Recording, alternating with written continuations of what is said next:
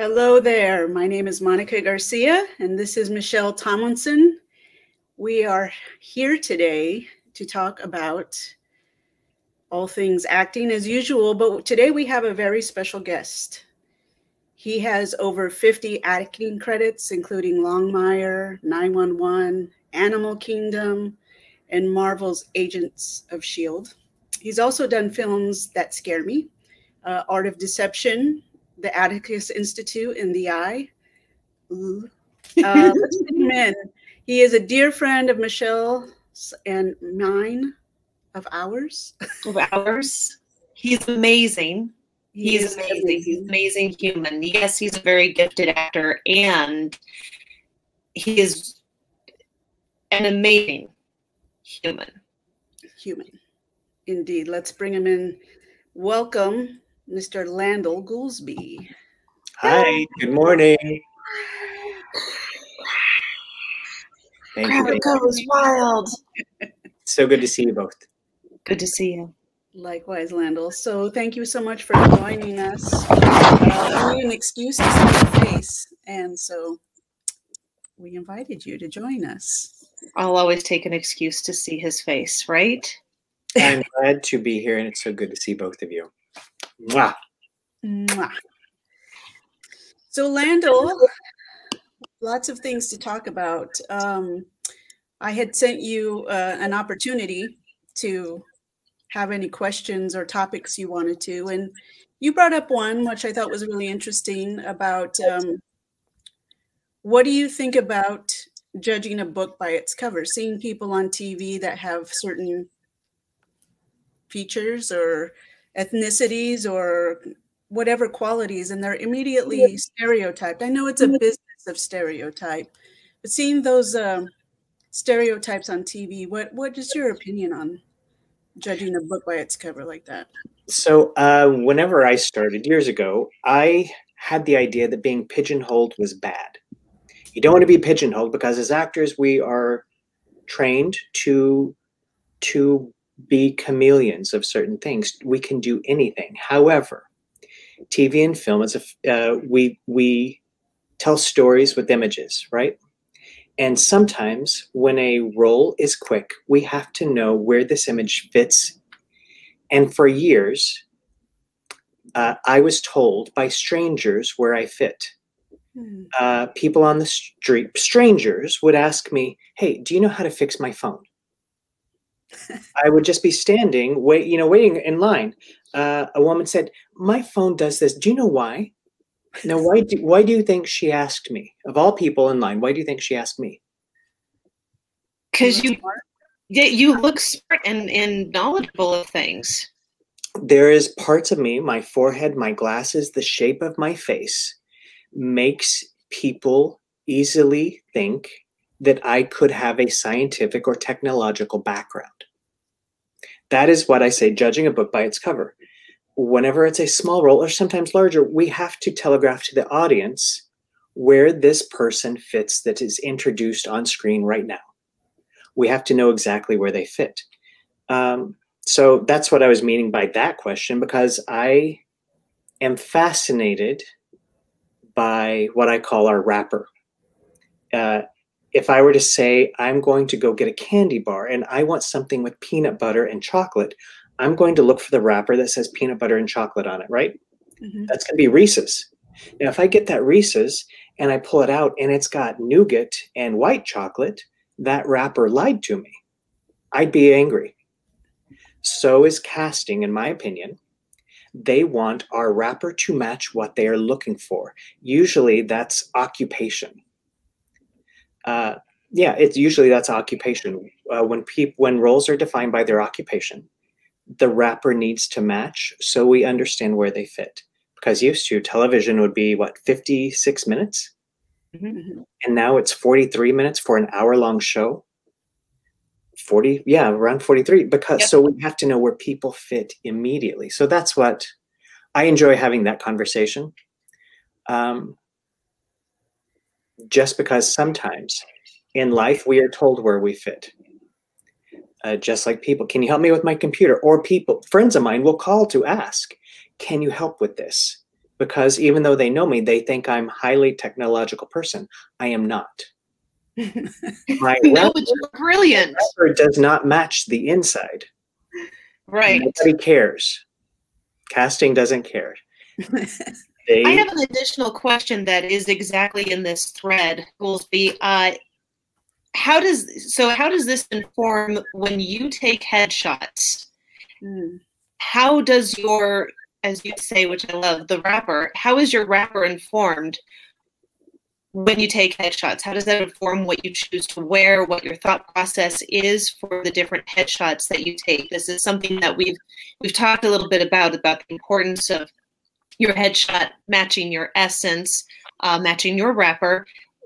How do you prepare for headshot shoots? So first thing, I mentally do not use the word headshot, and it's something that we as an industry need to shift away from, because it's highly misleading and it's a lie. Now, we don't take headshots. We take thumbnails. We take Why is that funny? We do take thumbnails. Exactly. You know? And that's exactly what I've never even thought about putting it that way. That was a laugh of realization, because I have had shots back in the day that were great, but whenever it is put onto a thumbnail, it loses part of things that I found interesting, that my agents found interesting. It loses something. It loses whenever you do the aspect ratio shrink down for Actors Access, is the one I'm thinking of now. It will turn it into a thumbnail that is completely different from a headshot. So we take thumbnails now. And there are some photographers that I've heard use the language of thumbnails. But as performers, we have to understand things are digital now. Casting, from what I have seen in just very few, sometimes they will have a large monitor and they may see 30 thumbnails for one role on their screen at one time. And they're going to be looking for people they recognize, but people that also look like they have the energy or the wrapper for whatever qualities that role needs. My wrapper, we just talked about, my essence might be weak, mealable.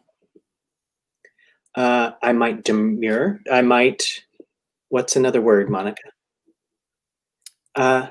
Milquetoast is a great word to describe an essence I could have. If you need a scientist to be powerful and stand up to the people and say, no, the world is going to end, you have to do this, I may not be that essence you need. But if you need a little busybody scientist who's following orders, that could match my essence a little bit more. That's a distinction I use for myself. To answer your question, we take thumbnails. And if we were to look at what I've got on right now, I wish I had a tie, because the collarbone right here in thumbnails needs to always tell a story with wardrobe, and we do that with layers. Every commercial, just about every time I have been on a corporate set, TV and film, they will put me in layers. And it won't be 2 layers, sometimes it will be 3. And so whenever you see layers right here, when it's shrunk down into a thumbnail, that gives casting, that gives producers a bit more information. Then when it matches the wrapper, everything clicks. When I first moved out here, I took a headshot wearing a varsity jacket. I remember that picture. Monica, why is that funny? I have one that's the same. Okay, so why is that funny? That's not who I am, right? No. I should not. If chess had a varsity jacket, that's what I should have. But me wearing a sports varsity jacket was a lie. It was trying to trick people into thinking my wrapper was something else. I didn't understand, and I'm glad we all maybe have a version of that. Did that answer the question? That did answer the question. And so how we hear it now is making sure you're being authentic in your, what used to be called headshot shoot, thumbnail shoot, making sure that your authenticity of wardrobe choices that are basically here-ish match your wrapper. To sum that up, and it's a really important factor that a lot of actors need. They need that kind of information, because if you think back to when all three of us first began our journeys in Los Angeles, all three of us desperately needed that information. Yes. You know, so this is why Monica and I are doing this exact shows, is to get that type of information through us and through our amazing guests of how to help actors clarify their own journey. Yes, and agents and managers, I don't know that they understand how to have this conversation sometimes. I remember my agent say, oh, we need young dad. We need Best Buy worker. We need the office guy. Mm-hmm. That is all true. But here's a quick story. I knew a guy who grew up incredibly wealthy. He had an au pair. His family traveled. He lived a life of privilege. His wrapper, the way his facial hair grew and the way his hair was and kind of falling out, it was just, he looked like he grew up in a poor Kentucky home. But he grew up with the life of privilege. So all of his headshots were was high class. It was somebody who was wealthy. When he put on just a flannel shirt with a vest, one of those kind of puffy vests, and he put a cap on, he started booking a lot of commercials and a lot of television because his wrapper suddenly fit. And so he did it with layers, and putting a hat on is bold, but it just worked for him because he looked like he could be a townsperson in the TV show True Blood. Mm. That is a fantastic depiction of a certain group of people, yes, part of the United States, that whole world they had. And he looked like he was part of that. He had never tried that before. Mm. And so, it is really important to try new things, because you never know what will spark when it's being authentic to your wrapper. You know, my version, whenever they say young dad, do they mean a blue collar dad or white collar dad? Blue collar dad could be a, I always do this. White collar works with your brain, blue collar with your hands. That's a really easy way I separate those in this conversation. So a blue collar may work a factory job, where a white collar, he's going to have weekends off perhaps, right? So how is a white collar dad going to wear something going to his son's baseball game versus a blue collar going to his son's baseball game? There's a story to tell with wardrobe, completely different, but sometimes representatives will say young dad. So we have to whittle down, do I look more like I'm going to work with my brain or my hands? That's going to define wardrobe choices. And I don't know that actors hear how to separate that sometimes in a way that makes tangible choices with wardrobe. And again, right here. Agreed. And a lot of times it's also not taught. There's not a lot of classes and coaches and stuff who really dig deep with helping clients prep for things like their shoots and the essence, the wrapper. There's just not a lot of the business that is taught in Los Angeles. And you're absolutely correct when we hear terms like young dad and which flavor of young dad am I going for? When you hear these terms, when you're new to Los Angeles, and especially when you're new to the world of acting, be it in LA or not, when you're new to the world of acting, there's a million different ways you go. And then suddenly you're in the spin cycle of, which I know I was in the spin cycle for a while with headshots, trying to guess what my representation was saying. And when you're in that spin cycle, it is so hard to get that right shot, that exact picture that they're looking for, that they're wanting to help, they're wanting to use to help you succeed in this industry. And so breaking it down like that is incredibly brilliant idea. So thank you for sharing that, Landall, so that everybody who sees this also gets that gem of information. Yeah. Also, when people have studied and taken classes and gone to auditions, a lot of the time they're told, don't dress like the character, don't, go in costume. But it's really important to also give the essence of that character. And you don't have to fully go into a doctor's uniform, but you need to dress in a profession for sure, like a hint of it, right, Landall? Is that something that you do? Yes, and I have probably 4 different audition sets I will wear pretty much every time, and it is just going to be, they're all within this realm with the tie. They're all versions of this, and it will be a casual version, a professional version. It's all different parts of that, because with my forehead, I believe that there's a telegraphed stereotype about me. That's just what I do for myself. I had an audition once where they were casting, I went in for an attorney, and the scene was about a barbecue in somebody's backyard on a Saturday, and all these attorneys showed up wearing the same blue shirt. I showed up wearing this with a tie and a jacket because they were casting an attorney. Everyone else was wearing a blue shirt. When I got cast, they said I was the one who looked like an attorney. Yeah.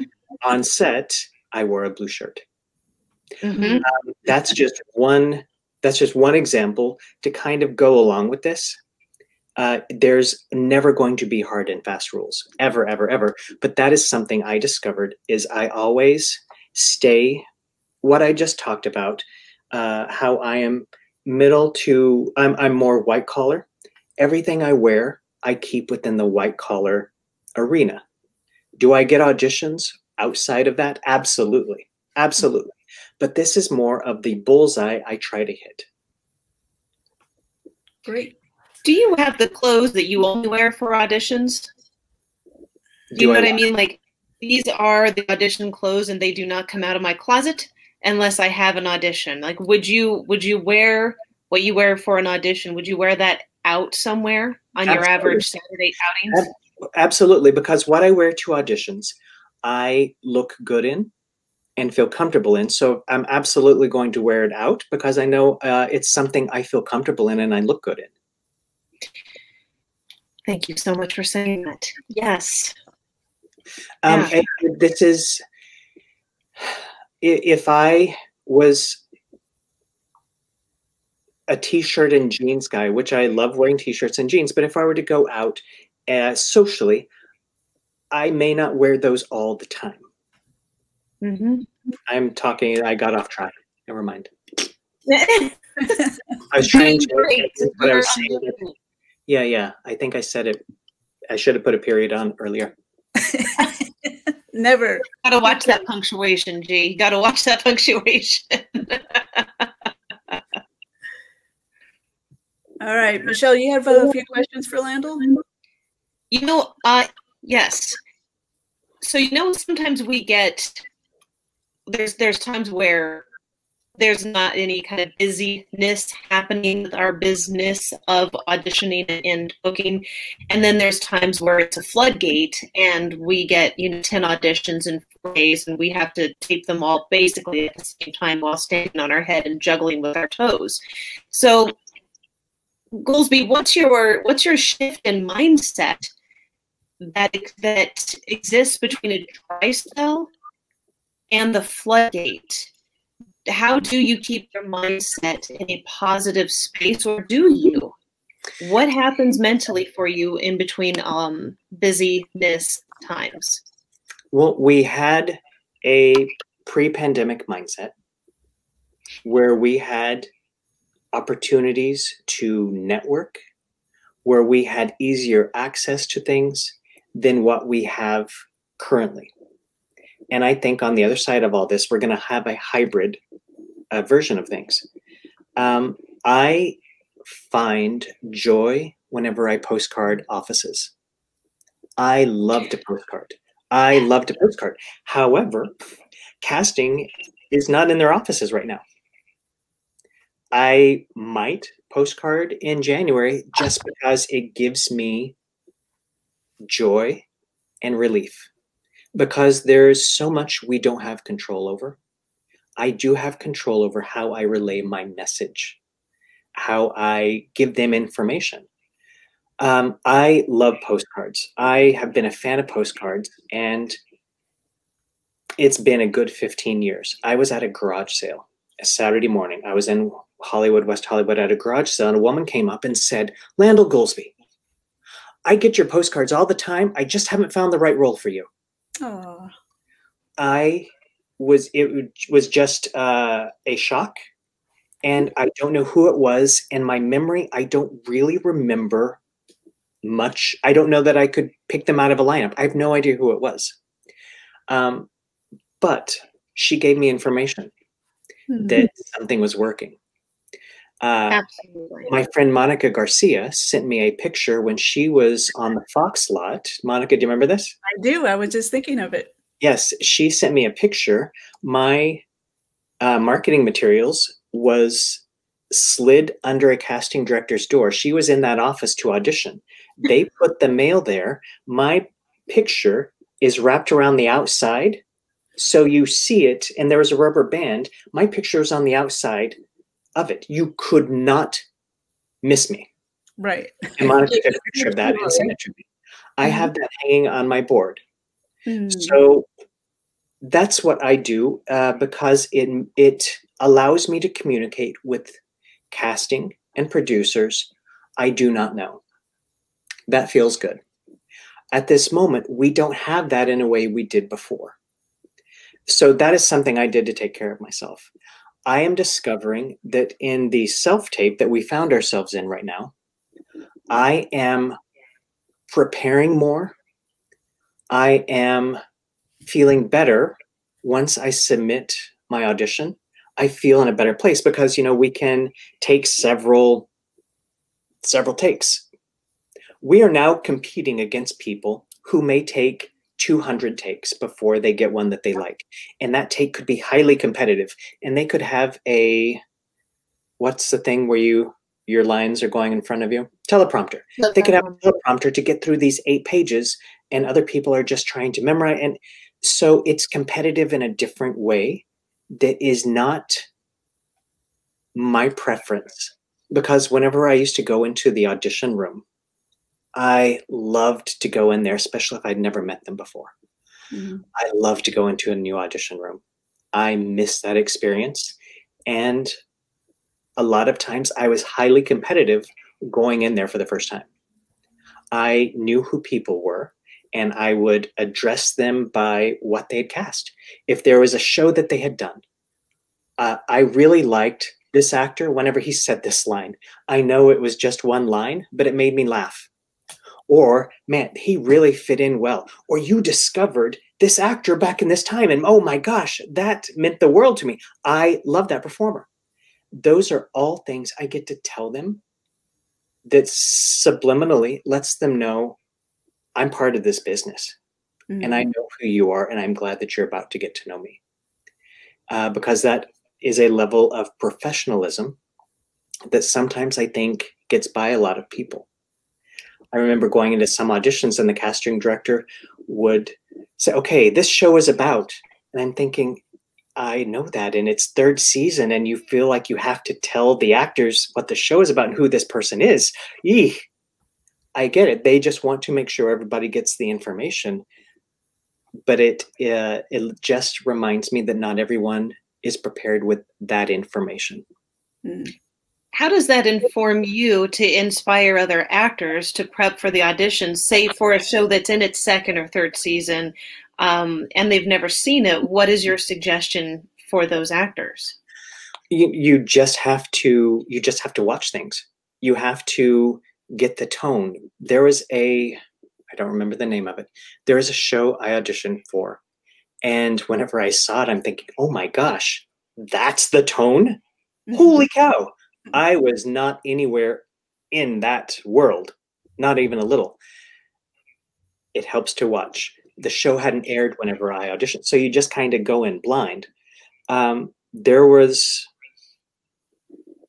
a few years ago, I was booking things before the first episode ever aired.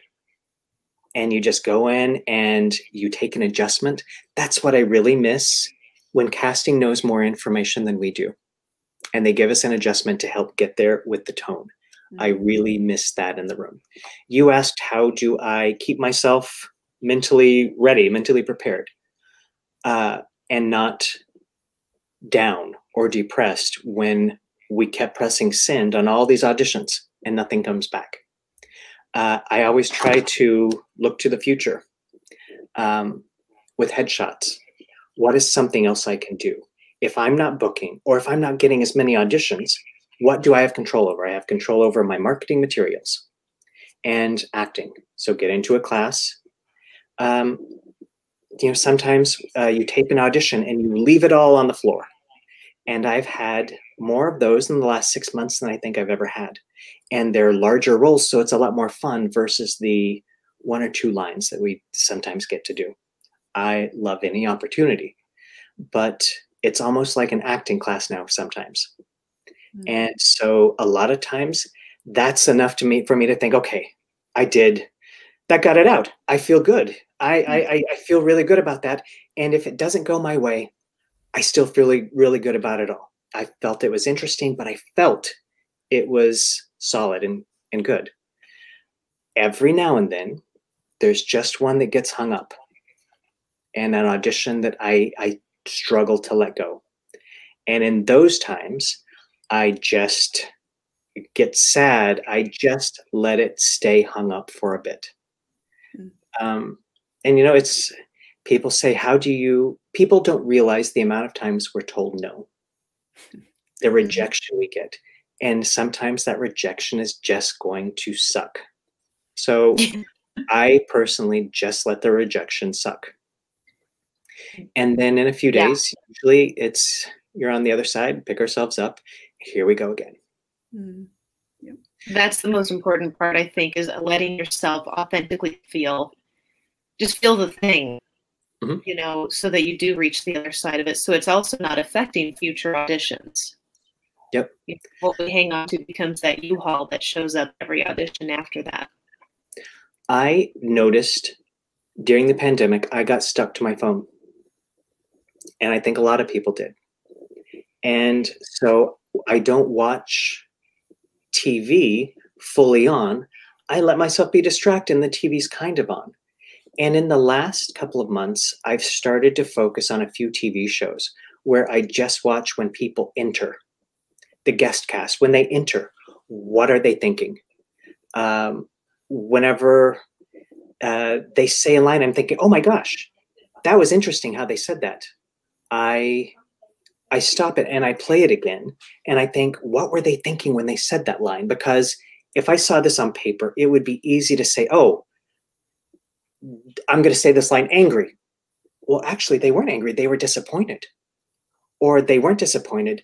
They were dismayed. Or they were frustrated. Anger is such an easy, I'm just using that as an example, but it's such an easy go-to. And so many times people are not angry on TV. They're frustrated.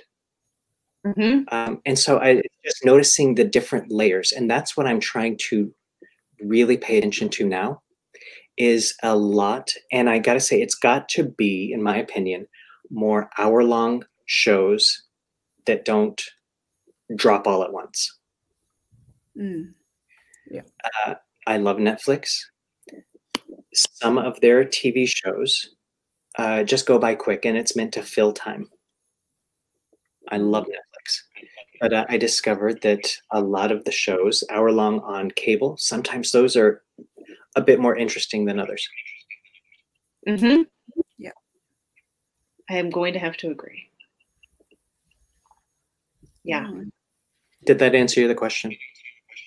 Absolutely, it did. Thank you. Okay. Thank you. I appreciate how thorough you are and giving all of the examples, because it's a fully fleshed out response. You know, so thank you.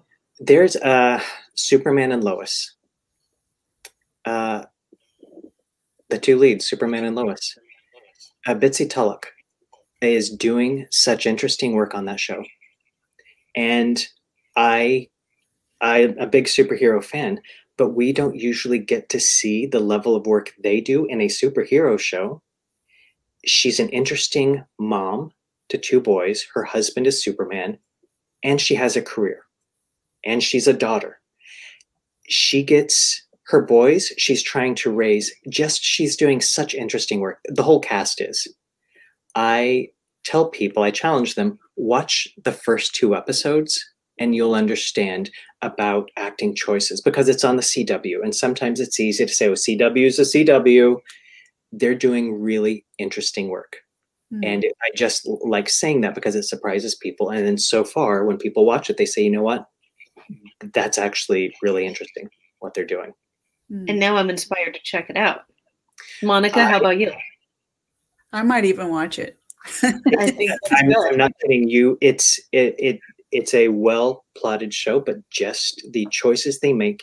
There's a lot of specific moments where it could have just been a throwaway line. I don't hear any throwaway lines on this that I'm hearing. As acting instructors, you may say, "Oh yeah," but it elevates the medium quite a bit.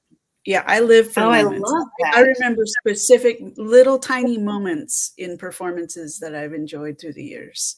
Just one little moment, like, oh my God, did you just see that? Like, oh, like, I don't know if they planned that but when you can plan something or work for a moment and then make it look effortless, like you never thought, like it just happened, that's when it's delicious. Brilliant. And I've been on set where I've seen actors do it over and over, and I was like, get out. Margo Martindale, I think, is brilliant with moments like that. When she was in The Riches, she had so many layers to this woman. She was just so good, and she did it different each week.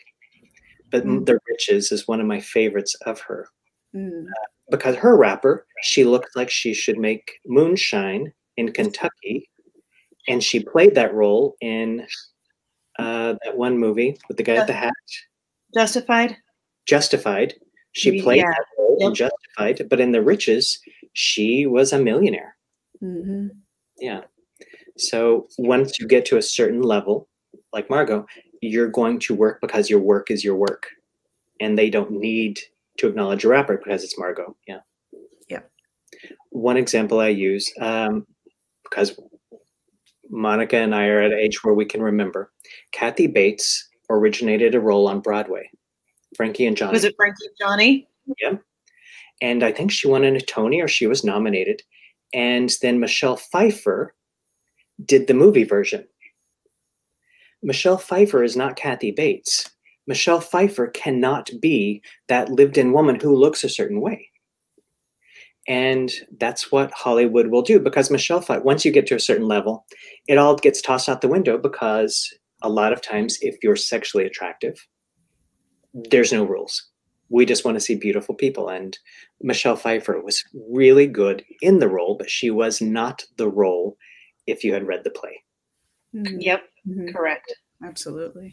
I love that story because it is just everything that's right and wrong. Agreed. 1000%. Yeah. Yeah. And Michelle Pfeiffer, she's still just one of my absolute favorites. Absolute favorites. Oh, she's Michelle Pfeiffer, for crying out loud. She's incredible. We were talking about acting moments. There was a thing on Twitter where they were saying, share a scene in a movie or TV show that lives rent-free in your head. So people were sharing these little clips where I thought it was going to be a lot of funny things. It was where somebody said a line that was so interesting. And they just 10 years later, they're still thinking about that. That is the power of making moments. We never know when it's going to land in somebody, and they're always going to remember it because you put a little twist on the intention behind the line. I loved looking at that thread, and there was a lot of funny things, but people took a chance and they stood in what they wanted in that moment, and they asked for it. Mm-hmm. Absolutely. Oh yeah. I always think of Lord of the Rings, the second one. Did you guys both watch Lord of the Rings? I did, but I don't remember much about it. There was this part where the character Strider, like, we all thought he died because he went tumbling over a cliff with his horse, you know, just really ass over tea kettle. And the blonde woman was waiting for him back at base, or whatever you want to call it. And they all showed up, and she asked the Viking guy, you can tell I can technically remember everybody's name. She asked the Viking guy, you know, she was kind of trying to figure out where Strider went. And it was just this really like wonderfully haunting moment. All these years later, I remember this moment where it's just this huge beat, and he just has this completely devastated expression on his face. And he only says two little words: he fell. But you get, because the devastation, and that time that it took, you know, there's so much that happens in the silences of our characters that when we rush the beats, it's gone, you know. But when you take that time and you really sit in the emotion of the silence before there's a bit of dialogue, and then really have the weight of what you're saying, and he just says he fell, it was like, oh my God, I rewound it, skipped back, for whatever you call it, probably 40,000 times, because it was just so powerful and such a great reminder that actors are the magic that bring the characters alive. Thank God for the writing. The writing is what gives the structure, and the scene, you know, gives everything we need. And then you have the right actor in the right role. And that's just like those magical moments that stay with you forever. Because I think Lord of the Rings is, what, 20 years old now? Mm-hmm. Something like that. This just reminded me of information I just found out on Actors Access. Whenever we submit an EcoCast, casting has the ability, whenever our thing comes up, they can see if we've had an audition with them before. And then they can see all of our past tapes and what was forwarded to producers.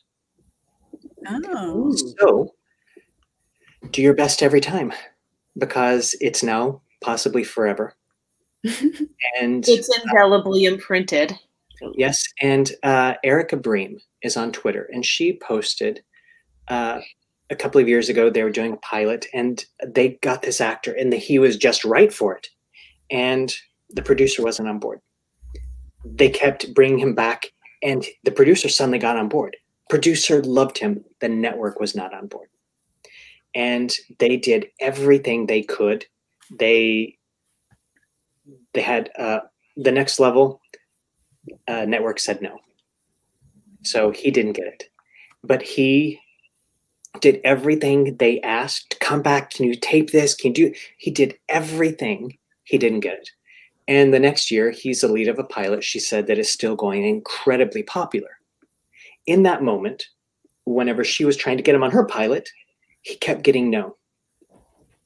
And if he had stopped, if he had thought, man, this was my moment, I did something wrong here, I'm not good enough, that might have, and he might have felt that way, but this person went on to greater success because he kept at it and he got the yes.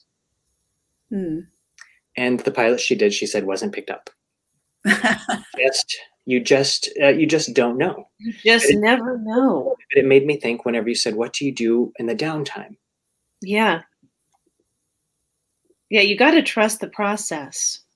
You got to trust the process to know that it's going to carry you through. Your journey is your journey, but you got to trust the process. You are safe with the process of how life unfolds. If you don't give up, if you don't stop. You asked about headshots, and I'll say one more thing. I am about to take more headshots. And because we live in a world where there's a lot of historical things. My headshots are going to be time period specific. So I'm going to have West, I'm going to have archaeologist, and variations. So those all play into occupation, but it's going to be tailored and really specific for certain things. Sorry about the phone. I was like, I hear ringing in my head. Yeah, no, that's great. I can tend to fight the rapper because I don't feel like my rapper matches my insides. Like my name, Monica Garcia. Immediately, I wanted to. They want to see me with an accent, or I'm the grandmother, or the mother, or the housekeeper, or the cleaning lady, or the whatever. And so I also know I have a certain energy about me. So I feel like I have to show them my rapper as far as them putting on a suit. I can to be seen as a lawyer, or a profession that doesn't require that, I speak very little English and, want to clean your toilet. Mm-hmm. Right, which takes me back to representation with our last episode with Ali, is when we talked a little bit about representation with different ethnicities. And, I think that's so smart to put that suit on, sister, and channel that piece of you, because you're wicked freaking smart. And I would buy you as a lawyer in a heartbeat. Absolutely. So if we were to just play around with that idea, do you mind for a second? No, yeah. So if we were to say an attorney or a lawyer, let's keep it to a lawyer. Would it be a child's advocate lawyer? Would it be a high-priced lawyer who's going to protect this horrible scumbag man that he's guilty, but you're getting paid $1 million? Yeah, those are two absolutely different lawyers. Mm-hmm. And one of them may play to your rapper a bit more and be highly competent. That may give you a clue. Okay, I'm going to do a lawyer, but it's going to be, I'm going to think in my mind, it's going to be more towards this. Because can I play a Wall Street shark? No, not really. Can I be a Wall Street stock guy? Absolutely. But whenever you put me next to a guy with his hair slicked back, any ethnicity, his hair is slicked back, he's trim, strong jawline, who's going to be the shark? The other guy. Yeah. And we're doing that with hair, jawline, but any ethnicity. So suddenly we've broken that down, and we're seeing a lot more of that on television right now. Mm-hmm. Because used to, it would just be the white guys, the Matthew McConaughey, that type from Wolf of Wall Street. So that's my opinion. That's my opinion on it. Can you play a lawyer? Yes. If we can see it on TV now, I'll be convinced. If we can't see it on TV and we got to squint, maybe that's not where the bullseye is yet. You can plod that ground and make it safe for others to come through, or you can find a path that others are making right now. Mm-hmm. And I think you can do a little of both. Agreed. When you said child advocate lawyer in regards to Monica, everything in me went, oh! I think I saw it on your face too, Monica. You had this thing just go right into your eyes when he said that. Ooh. Mm-hmm. Ooh. An episode of Southland, I had a little recurring on there where I was a social worker. And I got into a really good argument with the police officer. And that was the role that I really fell in love with. Like, yes, your glasses, your hair, because the higher priced you are, the hair has to go back, right? Mm-hmm. Has to be pulled back, and there has to be everything crisp and firm. Mm-hmm. And we still associate that with a stereotyping, and it can now be any ethnicity. But a child advocate attorney, mm-hmm. Hair can be down. Yep. And that person could be a lot stronger Well, you know, that person's is going to be a lot stronger than the other attorney, because we're fighting for a child. There is a life on the line, and it is a child, and I got in here because this is my life's work. Yeah, that's warrior mode. Yeah. So, you know, it's a good question. Do I have one that fits that stereotype for a social worker?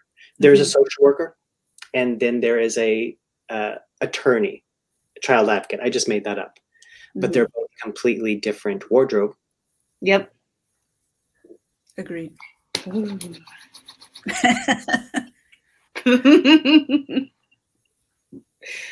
That was Okay. Yes. It's fun, isn't it? It is fun. I love these types of conversations because it's volleying and playing and visualizing, which is just kind of like, if I could write that down as one of my favorite pastimes, I would. You know, like on your special skills, I love to visualize and play with things. You know, like, because that's where some of the best scripts come from. That the best headshots come from that, the best ideas and I don't know, relationships tighten and all the things. Yeah. So Landall, your years of this business, all the things that you've done, your auditions, the people that you've worked with, what would you share from your experience with actors to navigate the ups and downs? What is like the one thing that you think would benefit people the most to understand that how to navigate the ups and downs of this business? We're all different. What has worked for me, that I was down for years and years and years, and I was somebody who was always complaining, and I would make up scenarios where I would get on set and they would realize, whoops, we accidentally booked the wrong person. That's stinking thinking. But that is where I was in my life with negative. And one of my best friends said, what if you didn't complain about acting for 3 months and just see what was possible?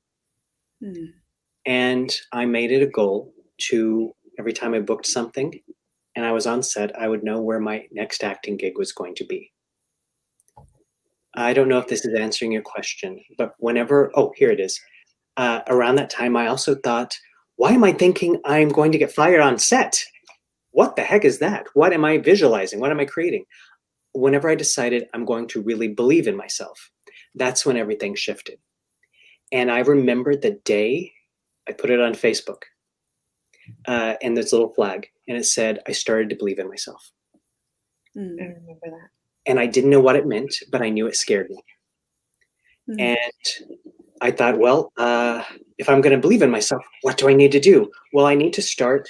And that's when I started my mindset different, but I started working different. And I didn't realize I'd gotten away from that the last couple of years. And so I got reacquainted with that idea, and it scared me all over again. Oh my gosh, what if I really believe in myself? Because casting and on set, everyone will always say, I love people who have confidence.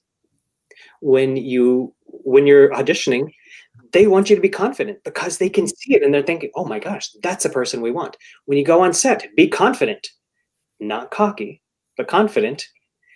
That's who everybody wants to work with. Yeah.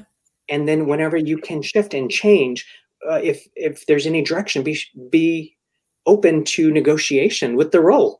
That's fantastic. And that's when people collaborate. And that's when we all get so excited because of the confidence. I grew up not having a whole lot of confidence. So it's been something I'm confronting. But in the last 2 years, it's something I'm realizing, and especially a lot now since I'm talking about it and putting it together for the first time. So I actually should be paying both of you for this. I'm realizing that I got away from believing in myself the way that I'm committed to. What are some of the ways that you help yourself with your confidence? What do you tell yourself, or do you do things for yourself, or is it just really monitoring your self-talk? One thing I do is I have a tendency to slump. And I have a thing that pulls my shoulders back. And when I wear that, I'm thinking, oh my gosh, I feel confident. And I'm walking my dogs and I'm thinking, oh my gosh, I feel so confident. all I did was pull my shoulders back. Can I pull my shoulders back now and feel confident as I walk? I can. Sometimes it is just being present to something as simple and correctable as my posture. When I'm confident, I will take more time with my words so that I'm not mushy mouth. I'm enunciating a bit more. Did that answer the question? Yeah, absolutely. Yeah. So it's things like that that I can be active in from the moment I wake up until I go to sleep. Whenever I think about it, I can activate it. And there's a saying, fake it until you make it. And the more we act confident, the more we will be. I love it. Yeah. Thank you, Landall, for sharing such intimacy. You're welcome. Yes, and to the folks who watch, you have always been such an inspiring friend, and I'm just so blessed to know you, and I'm really grateful that you've been able to join us today. Thank you. The best is yet to come for all of us. Yeah. My grandmother would say, we're one day closer to better days. Well, I enjoy watching you work. I've enjoyed this conversation. I always enjoy seeing your face. You bring me such joy, Landall. So I look forward to more bookings, seeing you on the screen, big and small. And thank you so much for sharing your time with us today. You're welcome. Thank you for inviting me. I think I learned more about myself now today than I have last couple of months. So this worked out really well for me. All right. Thank you. And as always, if you have any questions for Michelle or myself, you can email us. We'll put our information in the comments below. And thank you so much. And we'll see you next week. Bye. Bye-bye.